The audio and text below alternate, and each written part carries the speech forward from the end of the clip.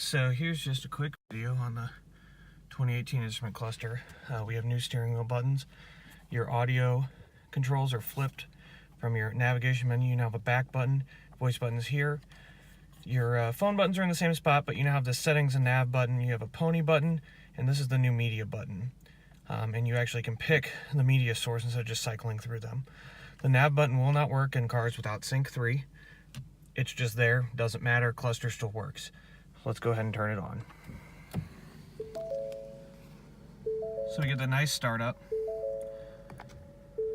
If you start the car, which I'm not going to do, we don't get that message.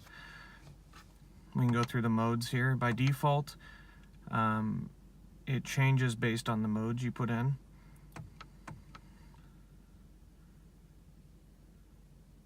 And it also shows the song name at the top. And in track and sport mode, it only shows the song name at the top briefly. In normal mode, it shows it all the time. You can also set it to default to any of these views at any time. On the manual cars, you have the RPM on the left. On the automatic cars, you have the current gear. It works fine with the 6R80 or the 10R80. You can change all the colors. They're all independent.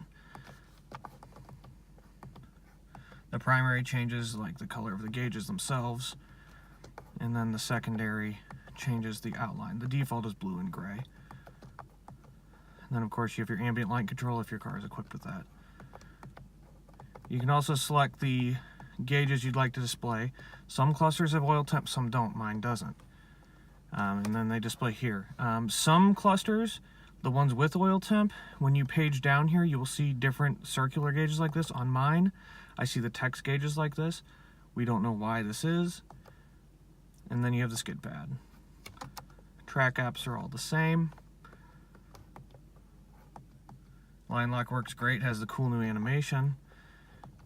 You can, on the manuals, you can put a performance shift indicator, and what it will actually do is when you hit this first section of yellow here, it turns the lines yellow, and when you hit the shift point that you have set, it turns the whole RPM stream yellow. So like the blue here, that will be blue going through here, and then that will turn yellow.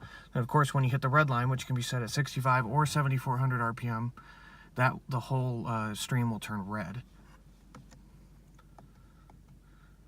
Launch control is now separate here, right in the menu. You can also turn on drag mode, which will enable launch control. I don't think it will work with the car off. Yeah, but normally you'd see the LC in the bottom there, and it shows the track mode view, but it turns launch control on for manual cars. I don't know what it does in automatic cars, if anything. So there you go. That's the new cluster, and the nav works great, built in, which I have Android Auto running, so it's not going to let me do anything.